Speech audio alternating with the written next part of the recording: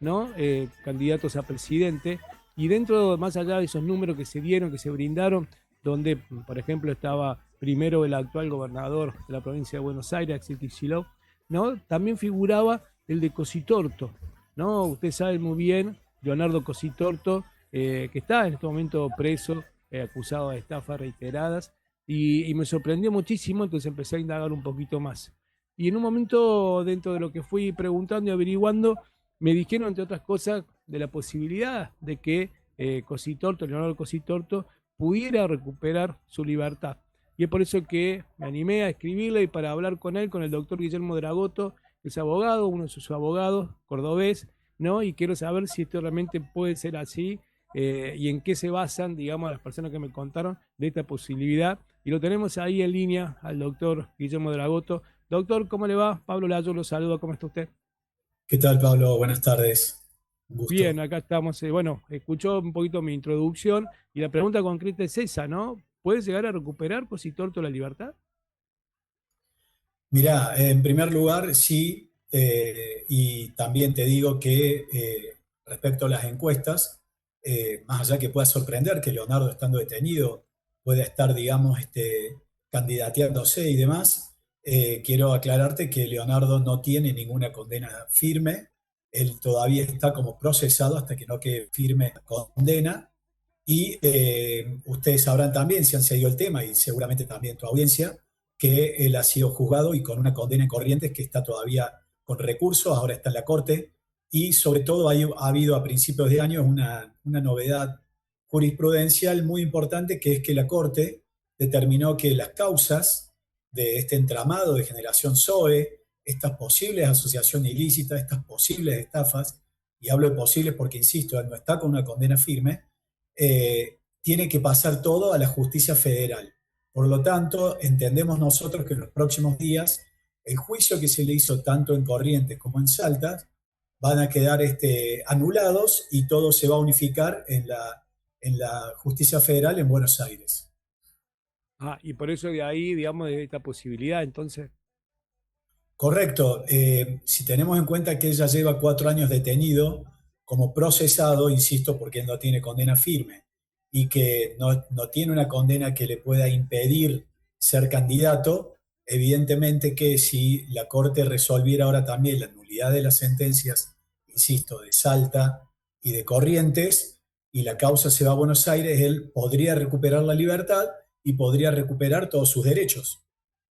Doctor, también estuve escuchando algunas declaraciones del ex juez federal Héctor Luis Irimia, ¿no? También tiene que ver en el marco de todo esto, que se fueron conociendo algunas cosas, digamos, con respecto a la causa. Mire, sí, ahí el ex juez Iriña también es conocido porque eh, ustedes sabrán que ha habido una película documental de Netflix Sí. hecho por la fiscal Juliana Companys de Córdoba, que le ha costado ahora un sumario administrativo y seguramente también un jury y una destitución. Eso es lo que yo avisoro el futuro de esta fiscal. Ahí también se lo ve al ex juez Iriña en algunos de los videos porque él era el representante legal de estas sociedades. Por lo tanto, sí, yo también he visto que él ha tenido una participación pública hace poco. Él está en el exterior, estaba también con un pedido de captura inicial, como el que había dictado la fiscal Companies en contra de Batista, del propio Cositorto y de otras personas. Y que, bueno, evidentemente que esta situación que yo vengo marcando de las nulidades y que todo vaya al fuero federal, puede terminar esta causa con absolutamente lo que yo vengo sosteniendo de un principio, que acá habría incumplimientos contractuales y no una situación de estafa. Claro. Doctor, a ver, para que tengamos en cuenta, ¿no? Alguna, y principalmente declaraciones que hizo en su momento Cositorto, que él estaba hasta dispuesto a devolver, ¿no? Parte de lo que se le reclamaba, pero se encontró en un momento también con sus cuentas sin poder operar, y esto también imposibilitó, como que hubo maniobra, digamos, en que lo dejaron fuera de posibilidad de él de aclarar algunas situaciones. ¿Esto también está contemplado en sus presentaciones? Correcto, ese es un muy buen punto porque sabido es, porque eso también ha sido de público, que cuando en febrero del 2022 la fiscal Company ordena la captura internacional de Cositorto, a esa fecha lo único que tenía era una sola denuncia de una persona que decía que en ese mes de febrero no había cobrado lo que estaba acordado en los acuerdos que tenía con Generación SOE. Es decir, había un incumplimiento, si se quiere, de algunos días nada más, y una sola persona se presentó y la fiscal con eso ordenó la captura, ordenó el bloqueo de cuentas, ordenó absolutamente todo impedimento de pago, e incluso, bueno, había varias oficinas en Córdoba y en el país, incluso en el exterior, que a raíz de esta situación, evidentemente, hubo un colapso, la gente incluso fueron videos también que salieron en las noticias en Buenos Aires, la gente que se agolpaba para querer cobrar todo, la gente, los empleados que se iban y que se llevaban hasta las computadoras. Es decir, hubo un incumplimiento forzado por esta actitud de esta fiscal y no por una cuestión de que el dinero no estaba o una falta de voluntad. Y eso lo manifestó Leonardo incluso cuando estaba en el exterior a través de los Zoom e incluso en el juicio en Corrientes se había llegado a un acuerdo para que a todos los damnificados de Corrientes hacer un acuerdo de pago. Estaba firmado también por los damnificados, pero fue el tribunal el que prefirió hacer el juicio y dejar de que cobraran los supuestos damnificados. Es decir, la voluntad de pago estuvo siempre. Doctor, ¿y qué cree que entonces ya a la distancia, con Cositorto hoy detenido, estando preso, pudo haber pasado? ¿Qué creen ustedes que fue lo que pasó? Yo creo que lo que pasó fue que allá por el mes de septiembre del 2021, Leonardo, cuando esta situación, recordemos que veníamos de la pandemia y lo que él estaba ofreciendo era todo un sistema de coaching y de otras enseñanzas en estos medios, digamos, virtuales, y que, bueno, y eso también ligado a esta situación de emprendimientos. No nos olvidemos que había varios emprendimientos que estaban funcionando, que estaban arrancando, y eso también molestó, entiendo yo, a todo el sistema económico, si se quiere, también argentino. Hubo personas importantes como Galperín, como la gente de Wallah y otros tuiteros también con algunos intereses creados que empezaron a desprestigiar lo que él estaba haciendo. Hubo también en ese momento, fines del 2021, una intimación de la Comisión Nacional de Valores en donde lo intimaba que dejara de hacer estas actividades, pero fíjense que después, por el año 2025, la propia Comisión Nacional de Valores le decretó una absolución, un sobreseimiento definitivo, como que él no había cometido ningún tipo de delito.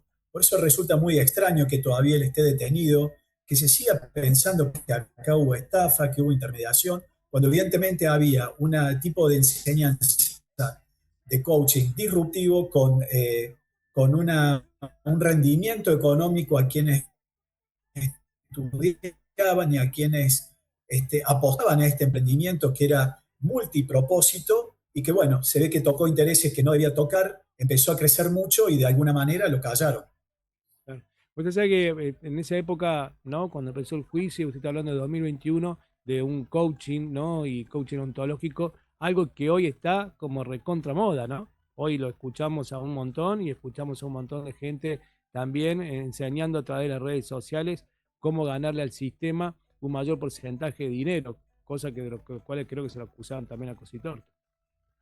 Sí, mira también otra cuestión, ¿no? En ese momento también Generación Zoe, aparte de que incitaba a que la gente estudie y que le devolvía el dinero a través de los intereses de los estudios, y esto que ahora vemos con Mercado Pago, que uno el dinero tiene ahí, le genera intereses, y la tarjeta de Mercado Pago, y un montón de cuestiones que ahora han aparecido, todo eso estaba en la mente de él. Habían sacado una criptomoneda que estaba operando en todas las exchanges. Es decir, acá no había nada ficticio. Los emprendimientos como esa mega propiedad que iba a comprar, que había ya pagado la primera cuota y después no la pudo seguir pagando, por esto que digo, el bloqueo de la fiscal de Córdoba, esa propiedad estaba también adquirida, se estaba por empezar, hay un emprendimiento que la gente que fue a declarar a la causa de Villa María, quienes estaban a cargo de ese emprendimiento y dijeron que en el transcurso de 2 o 3 años